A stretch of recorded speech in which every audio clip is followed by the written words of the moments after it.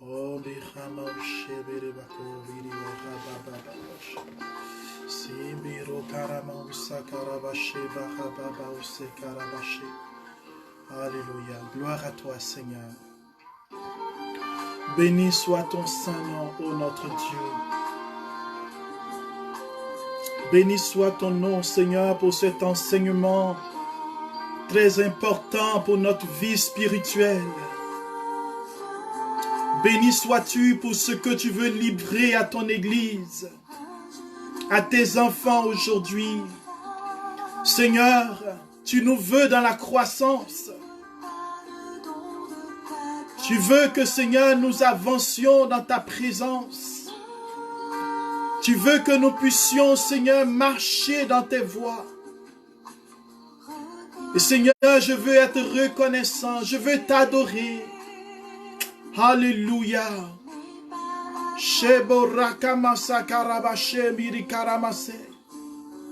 Oh, merci mon Dieu. J'ai trouvé ta vie et ton amour. Oh, frères et sœurs, nous voulons nous laisser porter par le Seigneur. Là où tu es, ton Dieu vient à ta rencontre. Et nous chantons la majesté du Seigneur. Majesté,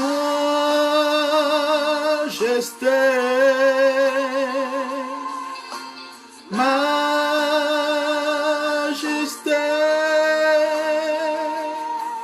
ta grâce m'a trouvé tel que je suis, sans valeur, mais pour toi, perle de prix.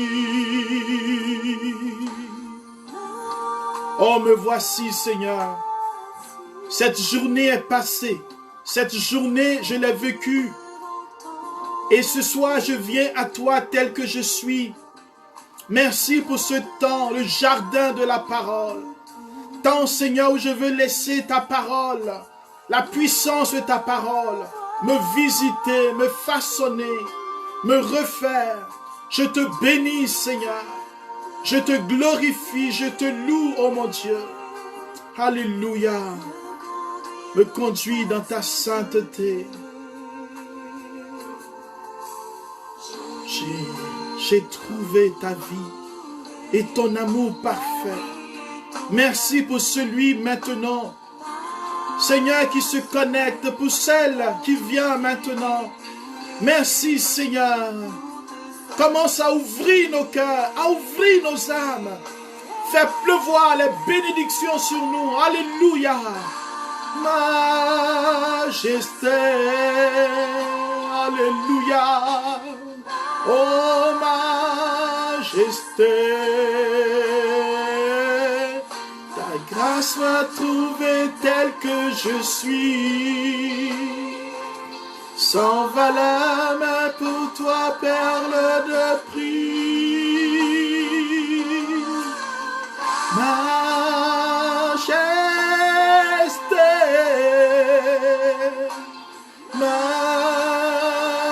majesté,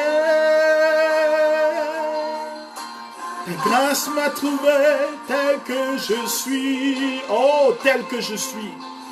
Sans valeur, mais pour toi, perle de prix.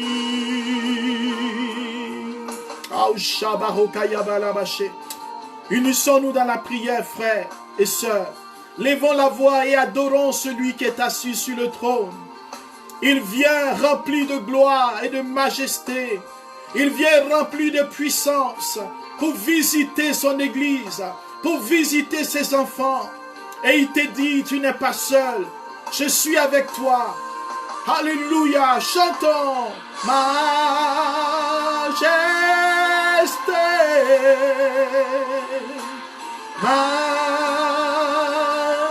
Majesté. Grâce m'a trouvé tel que je suis. Sans valeur, mais pour toi, perle de prix. Merci d'ouvrir le cœur, Seigneur. Ce thème important, Seigneur, merci de nous ouvrir à la grâce. Alléluia. Oh, merci Seigneur. Là où nous sommes, pose la main sur nous. Je suis façonné à genoux devant ta majesté. Bien-aimés, soyez bénis dans le nom du Seigneur. Alléluia. Pour ce moment de grâce, ce moment de bénédiction. Je veux rendre grâce au Seigneur parce que ce thème, frères et sœurs, est un thème important dans la croissance, dans la marche à la suite du Seigneur. Et le Seigneur m'a béni vraiment en revisitant ce thème pour que je revisite mon âme moi-même. Et je crois, frères et sœurs, pour entrer dans cette marche à la suite du Christ, pour continuer, pour grandir, nous avons besoin souvent de nous arrêter à ce genre de thème. Souvent dans le temps du carême ou de manière fortuite dans la Bible, nous lisons la tentation de Jésus. Et le thème tentation a plusieurs connotations aujourd'hui. Alors le thème que nous voulons traiter, c'est comment triompher dans la tentation. Comment triompher excusez, dans la tentation. Frères et sœurs, parler de tentation, parce que c'est un sujet, c'est aussi une vigilance que nos ancêtres dans la foi avaient. Des gens allaient au désert, les gens apprenaient à lutter contre les tentations, à vaincre les tentations. Être serviteur de Dieu, c'est être conscient des tentations que nous subissons et prendre les moyens. Cela ne veut pas dire quelques dangers déjà évités, qu'il s'agit ici de culpabiliser. Non, il ne s'agit pas de s'accuser. Il ne s'agit pas, frères et sœurs, de se culpabiliser, d'avoir des cas de conscience et de chercher l'époux, chercher à trouver où se trouve le péché. Ce n'est pas ça du tout, alléluia. Parler de tentation, ce n'est pas aussi rechercher le triomphalisme ou la performance chrétienne. Parce qu'on peut être tenté de dire, il faut que je réussisse ma vie chrétienne, être performant, faire la volonté de Dieu, faire les choses. Et ça, nous sommes en train de dévier parce que être chrétien, c'est pas la grâce. Alléluia. Marcher à la suite du Christ, c'est pas la grâce. Nous ne méritons rien. Peu importe les efforts que nous faisons, c'est la grâce de Dieu qui nous soutient. Parler aussi de comment vaincre les tentations ou comment triompher dans la tentation, ce n'est pas vouloir parler de tentation dans le sens de ne plus être heureux dans ce monde. Parce qu'on pense que parler de tentation, c'est se priver de la liberté, se priver du bonheur. Comme si le fait d'ignorer que la tentation existe, on peut faire ce qu'on veut. Frères et sœurs, vouloir faire ce qu'on veut ne veut pas dire qu'on est forcément heureux. Ne veut pas dire que forcément on est libre. Alors la bonne attitude que je nous conseille, peu importe qui tu es, c'est d'être à l'écoute. C'est de t'ouvrir à l'Esprit de Dieu qui veut te parler. Pour qu'il puisse fortifier ton être intérieur. Que tu puisses te mettre et te remettre en marche. Pour laisser le Seigneur te modeler, me modeler. Car c'est cela, notre vie. Être modélé par le Seigneur. Être transformé par le Seigneur. Être visité par le Seigneur. L'Écriture déclare dans l'Épître aux Éphésiens, le chapitre 6, le verset 10, il dit ceci, « Enfin, puisez votre force, votre énergie dans le Seigneur et dans la vigueur de sa force. » Mon frère et ma sœur, puiser la force dans le Seigneur veut dire aussi être capable de voir tout ce qui nous affaiblit spirituellement. On ne peut donc pas ignorer, bien-aimés, on ne peut pas ignorer, frères et sœurs, que la tentation existe. On ne peut pas l'ignorer. On ne peut pas ignorer la puissance de la tentation et même du tentateur. Et si on veut être un véritable disciple missionnaire, si on veut véritablement être un chrétien authentique, vivre dans l'authenticité du christianisme à la suite du Seigneur, pour que sa parole puisse nous toucher, frères et sœurs, nous avons donc besoin, bien-aimés, que justement ce thème, nous puissions nous ouvrir à cela pour être heureux, pour vivre heureux et pour avoir les meilleurs outils pour triompher. Nous voulons être des vainqueurs et le Seigneur dit qu'il a vaincu le monde. Il nous appelle à triompher. Alors, qu'est-ce que la tentation? Frères et sœurs, qu'est-ce que la tentation? Voici ce que j'ai trouvé pour nous, pour voir qu'est-ce que la tentation. C'est une situation. La tentation, c'est une situation qui peut se produire, présenter à nous. Un événement, une chose, un objet peut être tentant. Un événement peut être tentant. Aller peut-être à une invitation sensuelle, une invitation où je sais que je vais faire quelque chose de mal, je vais peut-être boire assez d'alcool, je vais fumer la drogue, je vais aller avec la femme ou le mari d'autrui. C'est une tentation, un événement.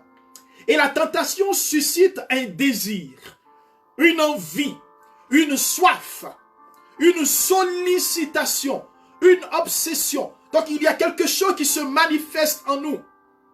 Et ce qui nous pousse à faire quelque chose de défendu. C'est-à-dire, par exemple, tuer, voler, mentir, trahir. Ces choses peuvent toucher les valeurs, peuvent toucher les croyances. On peut penser que c'est la recherche du bien, du plaisir, la tentation. Mais souvent sans considérer les autres aspects ou même les conséquences de cet acte. Alors quand la tentation survient, frères et sœurs, souvent on ignore ou bien on ne voit plus les conséquences. En fait, la tentation fait appel au côté obscur de notre personne. Nous appelle notre potentiel présent en nous. Je veux parler de l'orgueil. Je veux parler de la potentialité de haïr. Frères et sœurs, autant que nous sommes, nous avons la possibilité de haïr quelqu'un. Et en fonction des événements, il y a ce désir de haine qui peut se lever, de colère, ce désir de manipulation ou de persuasion, de force. Et la vie chrétienne authentique, frères et sœurs, est un véritable affrontement. Frères et sœurs, qui que tu sois, il y a un affrontement car on est tous tentés. Tous tentés. Si quelqu'un me dit aujourd'hui qu'il n'a pas été tenté, si tu es honnête avec toi-même, si je suis honnête avec moi-même, nous avons subi plusieurs tentations. Mais nous vivons notre journée sans nous en rendre compte. Et frères et sœurs, donc, on est tenté souvent même de désobéir à Dieu. On est tenté de manquer notre devoir envers notre prochain, envers nous-mêmes. Et la tentation peut être cachée. Elle peut être cachée sous une variété de comportements vertueux, de comportements de valeur, peut être apparemment authentique, peut être des attitudes fondées même sur des motivations respectables. Je peux dire, oh, je veux faire du bien à telle personne, mais en réalité, la tentation qui est en moi, c'est que la personne me soit redevable tout le temps et que la personne, je puisse la manipuler sur ce que le bien que j'ai fait, qu'elle ne puisse pas faire le contraire de ce que je veux. Je peux faire du bien à quelqu'un, je peux lui donner des cadeaux, mais la tentation qui est là, c'est que je veux que cette personne-là puisse parler pour moi, puisse intervenir pour moi. Frères et sœurs, la tentation peut être subtile. On peut même, ne pensons pas que la tentation c'est simplement directement le péché. On peut être tenté de manger un gâteau après être rassasié. Frères et sœurs, parce que le gâteau que je mange, après être rassasié, va conduire mon organisme à travailler un peu plus, à l'épuiser, à provoquer plus tard des problèmes de santé, etc. Voici, la tentation viendra plus tard, les conséquences pour nous nuire. Je ne vous parle pas encore de spiritualité, mais je parle de notre humanité, de notre personne, qui que nous soyons, qu'on soit chrétien ou pas, qu'on soit un groupe, une nation, un individu, on peut être tenté. On se rappelle que la première et la deuxième guerre mondiale, il y a eu des provocations ça et là, et la tentation de riposter, et on est entré en guerre. Frères et sœurs, voici le pouvoir de la tentation. Alors, en Jean le chapitre 8, le verset 31 à 36, j'espère que vous avez vos Bibles. Et je vous invite à réécouter cet enseignement, à le réécouter même dans les moments difficiles, dans les moments où nous sommes épuisés, les moments où nous avons besoin d'être ressourcés. Alors Jean chapitre 8, verset 31 à 36 dit ceci. Jésus disait à ceux des Juifs qui croyaient en lui, si vous demeurez fidèles à ma parole, vous êtes vraiment mes disciples. Alors vous connaîtrez la vérité et la vérité vous rendra libre. Et il lui répliquait, nous sommes la descendance d'Abraham, nous n'avons jamais été esclaves de personne. Comment peux-tu dire, vous deviendrez libres? Et Jésus répondit, amen, je vous le dis, qui commet le péché est esclave du péché.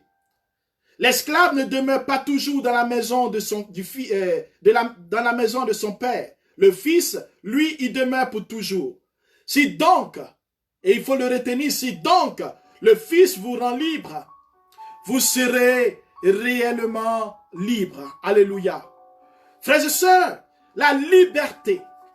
Voici le maître mot. Ce que la tentation vient opprimer. Nous fait croire que nous sommes libres alors qu'elle nous entraîne dans du libertinage, c'est-à-dire dans l'esclavage. Alors ici, le texte nous parle de liberté. La liberté exige donc, selon Dieu, selon la parole de Dieu, d'être fidèle à cette parole. De ne pas avoir un évangile à la carte, un évangile qui me fait plaisir, de choisir des passages de la Bible, de choisir des passages qui me font bien, du bien, qui me réjouissent, qui ne me confrontent pas. Par exemple, il n'est pas bon que l'homme soit seul. Par exemple, je désire que tu prospères à tous égards. Et ainsi de suite. C'est beau. Mais il y a aussi d'autres passages qui disent convertissez-vous. Croyez en la bonne nouvelle. Pardonnez à celui qui vous fait du mal. Aime ton prochain comme toi-même. Voyez, frères et sœurs, donc pas l'évangile à la carte. Pour devenir de véritables disciples missionnaires, comme dit le pape, afin de connaître la vérité. Et la vérité, c'est Jésus-Christ de Nazareth, Jean chapitre 14, verset 6. Je suis le chemin, la vérité et la vie, et vous serez libres. Deuxième point que nous souligne ce texte, c'est la dimension de l'esclavage. C'est se fermer à Dieu. Cette tentation qui fait que nous obéissons à toutes les passions au nom d'une certaine liberté, alors que nous sommes quasiment des esclaves. Et toutes les passions, nous voulons les accomplir. Nous disons que nous devons vivre. Nous sommes libres de faire ce qu'on veut. Et même étant chrétien ou pas. Alors, le désir sans aucune limite, du moment. Donc, il n'y a pas de limite. Nous voulons répondre à tous nos envies. Parce que nous en avons les moyens. Faire ce qu'on veut au nom d'une liberté personnelle et on dépend de ses besoins et après on n'a plus véritablement de liberté, on ne peut plus s'en libérer. Donc la tentation va provoquer cela, va susciter ce désir, va faire en sorte que au nom de notre liberté, nous allons dépendre de nos besoins. Les besoins vont devenir, frères et sœurs, ce lieu de dépendance. Ce lieu justement où nous n'avons plus le choix, nous obéissons. Nous sommes soumis à nos pulsions. Nous sommes soumis à notre agressivité. On ne sait plus se contrôler. Il n'y a plus de maîtrise de soi. Alors, frères et sœurs, on est tous tentés. Et aujourd'hui, j'ai été tenté. Toi qui m'écoutes, tu as été tenté. Regarde bien dans ta vie. La tentation se présente pour le croyant lorsqu'il se trouve dans une situation où il entend deux appels. Donc le premier appel nous pousse à la transgression, à quitter la volonté de Dieu, à perdre la grâce reçue du baptême, à devenir esclave, à vivre selon la chair, à marcher selon le péché. Et les œuvres de la chair, le sarx, comme on le dit en grec, la chair, c'est Galates chapitre 5, versets 19 à 21. C'est-à-dire, c'est tout ce qui s'oppose à la volonté de Dieu. Et c'est énuméré par Paul qui dit inconduite, impureté, débauche, idolâtrie. Donc toutes sortes d'idolâtrie.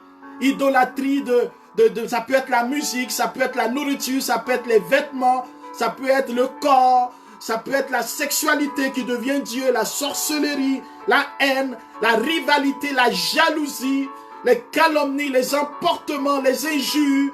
Frères et sœurs, on peut être tenté et on peut marcher dans ces œuvres de la chair. Combien parmi nous injurions les autres? Nous provoquons des divisions. Le sectarisme, on se met dans des groupuscules. On se sépare. On monte les uns contre les autres. On a des envies, la beuverie, l'orgie et toutes ces choses. Et Paul dit ce genre de choses, je vous en préviens, ces personnes qui commettent cela n'hériteront pas du royaume de Dieu. Frères et sœurs, cela ne veut pas dire que Dieu rejette, mais ces choses-là nous empêchent. Et la tentation, ces deux appels, le premier appel, c'est véritablement que la chair peut collaborer avec la chair, ce qui s'oppose à la volonté de Dieu, pour nous conduire au nom de notre liberté à faire les mauvais choix, à marcher dans les ténèbres. Et l'autre appel, c'est de faire la volonté de Dieu. L'Écriture nous dit, Galates chapitre 5, verset 16, « Marchez sous la conduite de l'Esprit Saint, et vous ne risquerez pas de satisfaire les convoitises de la chair. » Les convoitises de la chair. Il ajoute en Galates 5, le verset 24, Galates chapitre 5, verset 24, « Ceux qui sont au Christ, ceux qui appartiennent au Christ, ceux qui disent qu'ils sont chrétiens, ceux et celles qui disent qu'ils servent le Seigneur, qui sont à sa suite, qu'est-ce qu'ils ont fait?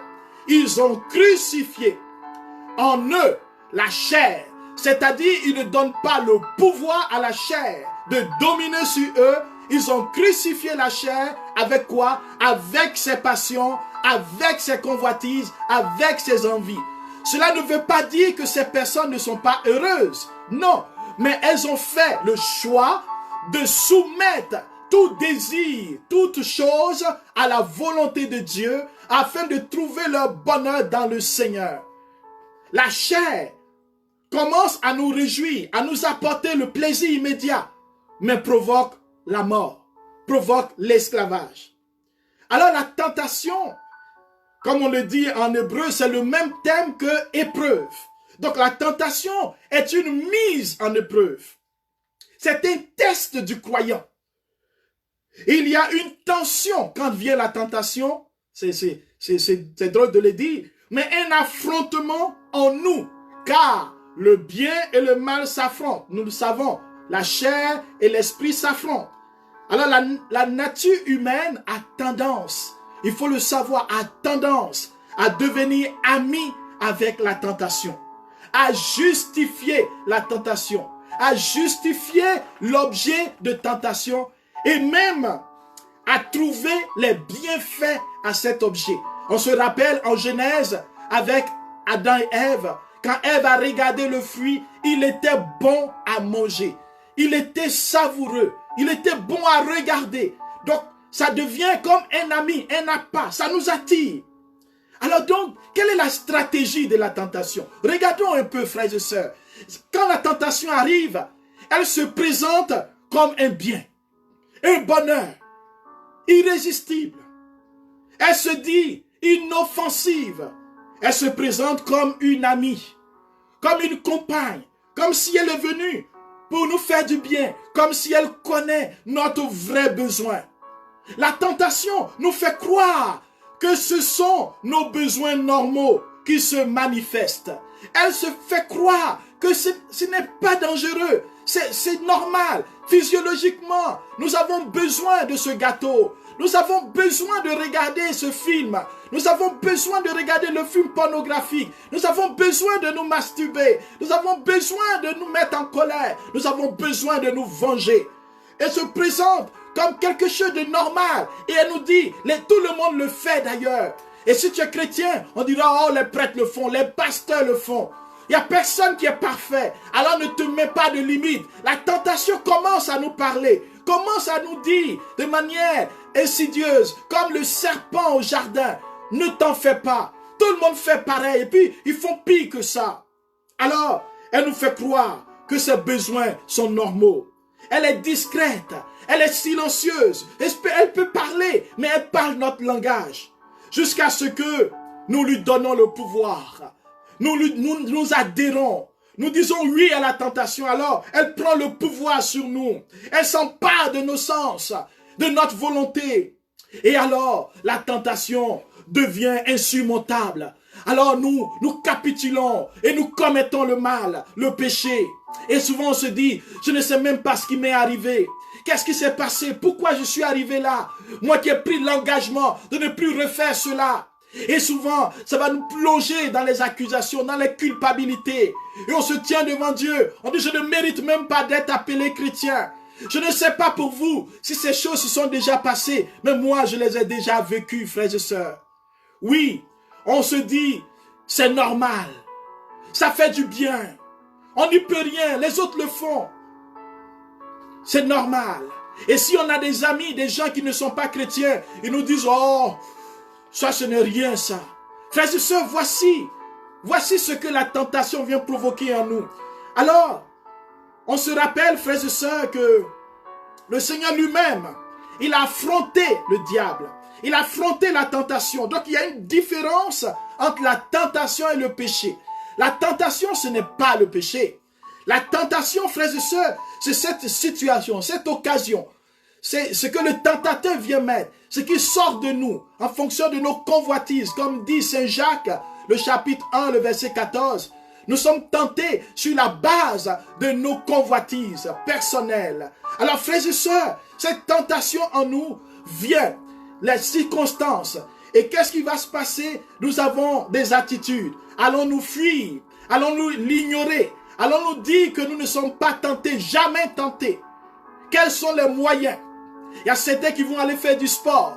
Mais est-ce qu'on a pu, avec le sport, triompher? Car les réalités spirituelles, c'est spirituellement qu'on les règle. Le sport à lui seul ne vainc pas la tentation. Frères et sœurs, le Christ, quand il a affronté le diable au désert, Marc chapitre 4, verset 1 à 11, on voit bien qu'il est allé au désert avec deux choses. Il est allé avec l'Esprit du Seigneur qui était sur lui et il est parti avec l'autorité de Dieu et la parole de Dieu. Frères et sœurs, il nous a montré qu'on ne peut pas simplement, avec notre bonne volonté, avec notre muscle, avec notre piété. Et Pierre a dit à Jésus, je ne te rénierai jamais. La première occasion, la tentation, il a renié. Ce n'est pas sur la base de ta profession de foi, sur la base de tes charismes. Nous avons besoin de nous appuyer sur le Seigneur, de connaître notre personnalité, de comprendre nos besoins, de comprendre ce que notre corps est en train de nous dire. Si la colère montre en moi, il ne faut pas dire « Ah non, il n'y a rien. Alléluia, Seigneur, merci. Je ne suis pas en colère. » C'est se mentir à soi-même et c'est de donner à la tentation le pouvoir. Et le tentateur, le démon, il viendra pour nous écrouler, pour nous faire chuter et il nous entraînera dans le péché et nous allons faire des chutes à répétition et il va nous culpabiliser, il va nous fragiliser et le péché va devenir le vice va devenir l'esclavage et nous allons maintenant nous séparer de la grâce. Frères et sœurs, voici un peu ce que je peux dire de la tentation. Il y a cet aspect intérieur, comme je le disais, l'Écriture déclare en Marc, le chapitre 7, le verset 20 à 23. Ce qui sort de l'homme, c'est ce qui rend impur. Frères et sœurs, cela me donne de donner ce témoignage. Ce frère qui, parce qu'il est priant, parce qu'il est un homme fort, il s'est dit un jour, oh, le Seigneur est avec moi, rien ne peut m'arriver. Il a été invité par une personne, une jeune fille. Alors il disait, moi je n'ai peur de rien, je suis avec le Seigneur. Mais au fond de lui, il savait que cela pouvait être dangereux. Il savait dans son corps que lui aussi il avait des besoins, il avait des sentiments pour cette fille. Frère, il n'a pas pris les garanties. Il ne s'est pas dit, attention, il faut que je sois vigilant. Il est allé. Frères et sœurs, ce qui devait arriver arriva. Étant prédicateur, étant témoin du Seigneur, il a chuté avec cette dernière. La tentation vient chercher ce qui est en nous. Et c'est à cause de notre nature pécheresse que Jacques dit que c'est notre convoitise qui nous pousse à la tentation. Ou la tentation prend la force, prend appui sur notre convoitise. Bien-aimés, nous sommes de passage sur la terre. Et nous avons besoin, frères et sœurs, de connaître les convoitises qui sont en nous. Nous connaissons la convoitise de la chair, la convoitise des yeux. Et cela en 1 Jean chapitre 2, le verset 15 à 16. 1 Jean chapitre 2, 15 à 16. 3 types de convoitises. Convoitise de la chair, c'est les désirs mauvais de la nature humaine. On prend l'exemple de Géasi dans 2 Rois, chapitre 5, qui, lui, c'est l'argent. Alors que son maître ne veut pas prendre de l'argent, lui, il veut faire le service de Dieu avec l'argent. Convoitise de la chair. On peut vouloir servir Dieu pour l'argent. Voici la tentation de Géasi. La convoitise des yeux, soit le désir de posséder ce qu'on voit. Et ça, c'est avec Lot. Lot, il va choisir la meilleure part. Quand Abraham va lui dire, choisis là où tu veux aller, il choisit la terre vers Sodome et Gomorrhe. Alors que les gens de Sodome et Gomorrhe marchaient en opposition avec la parole de Dieu. Mais il choisit selon ce que ses yeux voient pour posséder. Et la tentation nous pousse à rechercher ce bien immédiat sans tenir compte des autres choses. Et la troisième chose, c'est l'orgueil de la vie. Le désir de puissance, d'assurance, des propres ressources, la sécurité placée dans les choses matérielles, terrestres. Frères et sœurs, on peut être tenté par les préoccupations, par nos propres intérêts, par notre propre croissance, des choses légitimes. On peut être tenté aussi d'utiliser les autres pour satisfaire nos besoins, nos plaisirs, les manipuler au nom de l'amitié et de l'amour. La tentation peut être la tentation au désespoir. J'ai déjà rencontré des gens qui disent « Je ne sais pas ce qui m'arrive, je suis de mauvaise humeur. » Mais ils ne savent pas que ça peut être une tentation. Tentation pour ne pas se mettre devant Dieu. Tentation pour ne pas prier. Savons-nous que quand nous sommes tentés, le premier lieu où nous serons tentés, c'est notre communion avec Dieu. La vie de prière, la vie spirituelle. Nous n'avons plus le goût, nous n'avons plus envie de prier. Est-ce que cela vous est déjà arrivé? Ne plus avoir envie de prier, de lire la Bible, d'aller à un groupe de prière, d'aller à un culte, d'aller à la messe, de se retirer et de s'isoler. Voici la tentation a commencé. Et souvent nous ne savons pas, nous disons, oh je n'ai pas envie de voir les gens, je n'ai pas envie de parler avec quelqu'un, je n'ai pas envie de communiquer. Mais la tentation c'est de te couper de la source de vie, de Dieu et des autres, et surtout les personnes qui peuvent t'aider. J'ai rencontré des gens, frères et sœurs, qui avaient des problèmes de délivrance.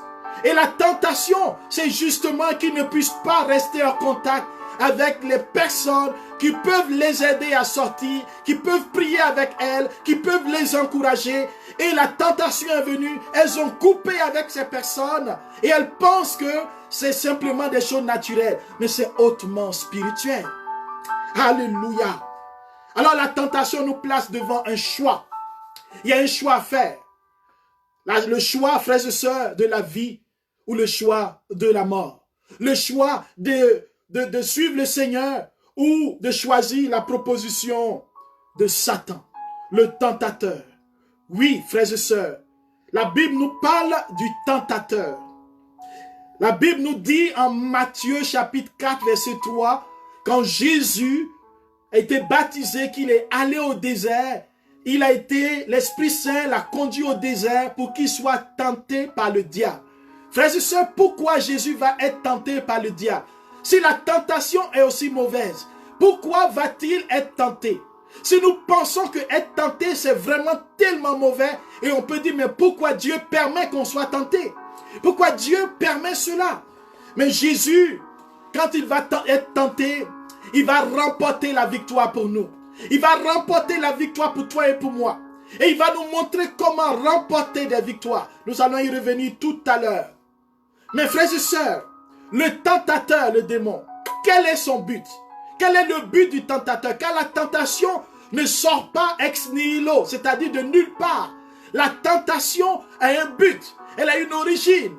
Elle peut être sur la base de notre impulsivité, mais elle a une origine. Il y a quelqu'un qui est un acteur, qui est en arrière, qui s'appelle le tentateur. Et la Bible parle de lui.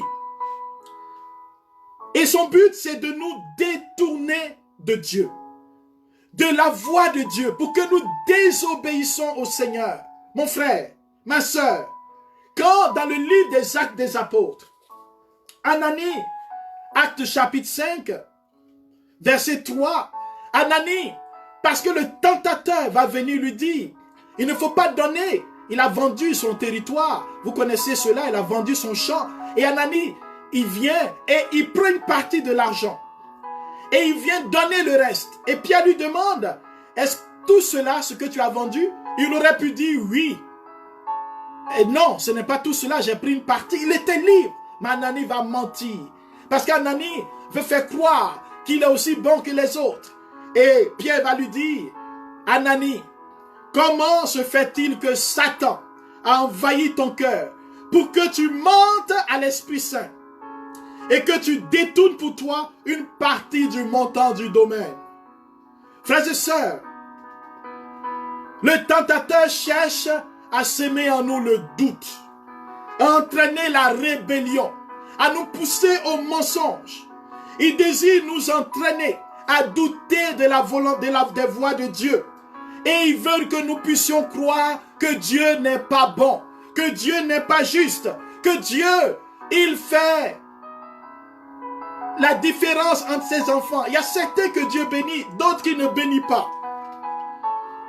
Le tentateur incite l'homme, soit à faire, écoute bien mon frère, et ça c'est vraiment important, très important, là où tu es.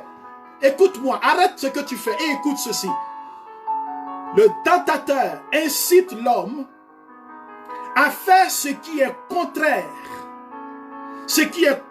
à la volonté de Dieu. Soit à ne pas faire ce que Dieu demande, n'est-ce pas? Ou il veut inciter l'homme à faire ce que Dieu dit à un moment qui n'est pas celui de Dieu. Alors le tentateur va nous inciter à faire ce qui est contraire à la volonté de Dieu. Ce qui est contraire à la volonté de Dieu, c'est souvent en deux étapes. Donc on ne fait pas ce que Dieu demande, on désobéit. Ou il va nous inciter à faire ce que Dieu dit, mais à un autre moment. Cela va nous faire entrer dans la désobéissance. Et il peut conduire aussi le croyant, le chrétien, l'homme, la femme, à faire des choses pour Dieu, sans que Dieu ne lui demande. Entreprendre des actions pour le Seigneur. Frères et sœurs, on répond à un appel. On ne fait pas des choses pour Dieu. On ne crée pas des choses, des organismes, des structures pour Dieu, pour faire plaisir à Dieu. Dieu a un objectif et il appelle à ce qu'on réponde. Alors le tentateur va nous pousser à exagérer. Et il y a des gens qui vont dire qu'ils deviennent eux-mêmes l'incarnation de la Vierge Marie. D'autres vont dire qu'ils sont des prophétesses, des prophètes, des voyants. Et on va voir toutes sortes de déviations. Parce que le tentateur va maintenant nous dire qu'on a un pouvoir, qu'on est maintenant quasiment des irremplaçables. Le tentateur cherche toujours à pousser à la défaite les personnes qui l'attaquent. L'Écriture déclare en 1 Pierre, chapitre 5, verset 8, « Soyez sobres, soyez vigilants. Votre adversaire, le diable, le diviseur, le diabolos, comme un lion rugissant, il rôde, cherchant qui dévorer pour mieux y parvenir. Il se déguise même en ange de lumière. 2 Corinthiens chapitre 11, verset 14. Il se déguise en ange de lumière. Mon frère et ma soeur, tout ce qui brille n'est pas de l'or. Alors Dieu ne tente personne. Nous l'avons compris, la tentation c'est le fruit de nos convoitises. Mais par contre, Dieu peut permettre la tentation. C'est-à-dire qu'elle constitue une épreuve de la foi destinée à fortifier le croyant. Jacques chapitre 1, versets 2 à 4. La tentation devient une preuve dans la vision de Dieu pour que toi et moi, nous soyons fortifiés. Donc ce n'est pas pour nous nuire. Mais en même temps, Dieu, il contrôle la tentation. Parce que si nous restons fixés, accrochés au Seigneur, il contrôle la tentation et la tentation n'a pas de pouvoir sur nous. Et il nous donne la possibilité de triompher de la tentation. Dieu n'enlève pas la tentation, mais il nous aide à ne pas faillir. Et dans la prière du Notre Père, on dit ne nous laisse pas entrer, ne nous soumets pas, c'est-à-dire ne nous induis pas en tentation, mais délivre-nous du mal. Raison pour laquelle après cette prière, on dit délivre-nous du mal, délivre-nous du pouvoir du tentateur, délivre-nous du mauvais, délivre-nous du diable. Frères et sœurs, vous voyez avec moi que Dieu, dans sa pensée, la tentation n'est pas négative, c'est le lieu de ta croissance. C'est le lieu où tu vas montrer à Dieu que tu l'aimes, comme Job. C'est le lieu où tu vas montrer que tu es affermi, que tu apprends, que tu crois, que tu grandis. Alors que le démon, le tentateur veut te nuire, Dieu veut que tu te déploies davantage, que tu gagnes des territoires. Alors c'est un acte qui nous conduit à une purification, à la sanctification. Alors, frères et sœurs, souvent on entend les gens dire, on va le voir, les gens disent, on dit, faut pas tenter Dieu. Frères et sœurs, Jésus va dire, tu ne mettras pas le Seigneur ton Dieu à l'épreuve, la deuxième tentation. Parce que nous n'avons pas à tenter Dieu. Nous n'avons pas à dire à Dieu, si tu n'es pas Dieu, et si tu ne fais pas ceci, c'est que tu n'es pas Dieu. Il n'y a pas de mise à l'épreuve. Nous avons besoin de grandir dans la confiance. Alors, comment être victorieux? Je vais aller rapidement, frères et sœurs, parce que le Seigneur, qui comprend notre faiblesse, lui-même a été tenté, et il nous a donné la victoire, il a remporté les victoires, et il ne veut pas que nous cédions. Mais s'il nous arrive de céder, la victoire continue jusqu'à nous relever, à nous rendre forts, à nous donner la grâce, frères et sœurs, de continuer notre marche. Et il vient nous secourir quand nous sommes tentés. Il nous fait remporter des victoires même aux faibles. Et nous triomphons avec lui et en lui. Alors pour vaincre, mon frère et ma soeur, nous devons résister au diable. 1 Pierre chapitre 5, verset 8 à 9. Nous devons avoir une foi ferme, grandir dans la foi, qui est une ferme assurance des choses qu'on espère. La foi a 4 principes. La solidité, la confiance, la sûreté. Donc la solidité, la confiance, la sûreté. Et le 4e principe de la foi, c'est véritablement cet abandon. Voir comme Dieu voit. Ne pas avoir peur. Frères et sœurs, donc ces 4 principes de la foi, nous avons besoin pour nous soumettre à Dieu. Jacques chapitre 4 nous dit, soumettez-vous à Dieu. Résistez au diable et il fuira loin de vous. Dieu nous a créés libres. Nous sommes dotés de la volonté. Nous avons le pouvoir de choisir. Et la tentation nous offre l'occasion d'exprimer notre choix en homme et en femme responsables. Chrétiens et chrétiennes, nous sommes appelés à faire le choix à nous engager. Alors résistons. Alors soyons affermis dans la foi. Soumettons-nous à Dieu. Il ne veut pas notre mal. La tentation ne vient pas pour te faire du bien. Ça vient souiller ton âme. Deuxième arme, la parole de Dieu, qui est une arme puissante. Jésus va dire, il est écrit. Satan, tu peux utiliser la parole de Dieu pour te vaincre. Et il faut que tu utilises la parole de Dieu pour riposter. Et la parole de Dieu est à la disposition du croyant. Elle est puissante. Hébreux chapitre 4, verset 12. Lis la parole de Dieu. As-tu lu ta Bible aujourd'hui? Lis l'écriture. Laissez la parole nous visiter. Je ne dis pas écouter un enseignement comme tu l'écoutes maintenant. Je dis ton contact avec la parole. Aller à la source. Invoquer le Saint-Esprit pour que lui-même te parle, pour que lui-même t'éduque, pour que lui-même change ton cœur. Qu'il te parle par sa parole. La parole de Dieu.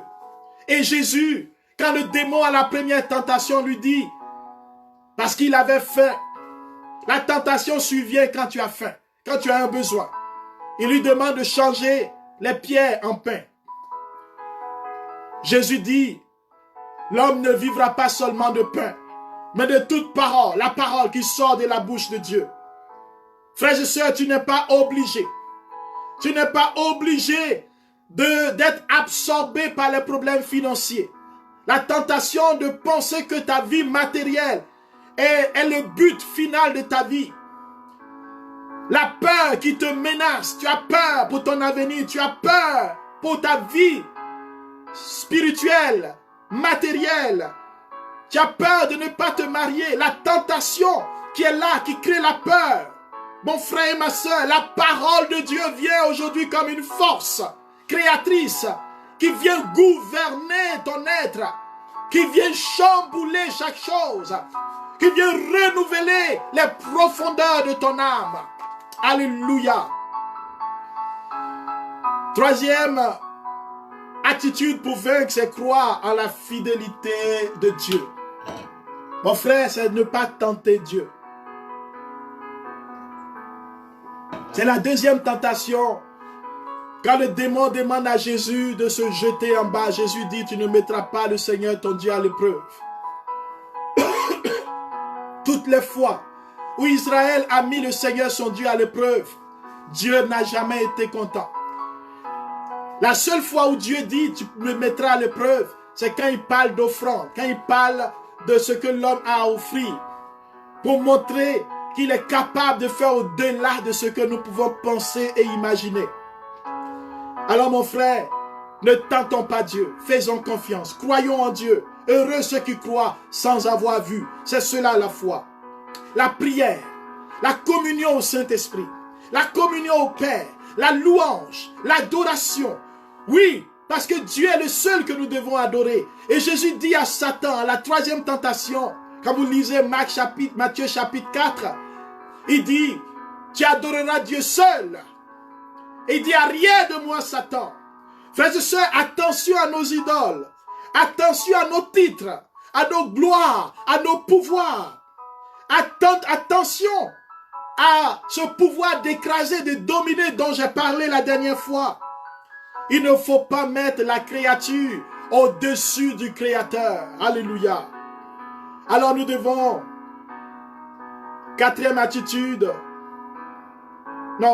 cinquième attitude, être vigilant.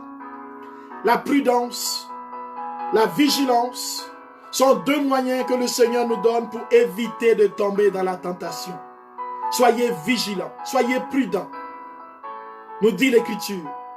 Le discernement, pour que nous puissions déceler les pièges du tentateur, pour que nous puissions prendre conscience de nos motivations et des désirs profonds qui sont en nous.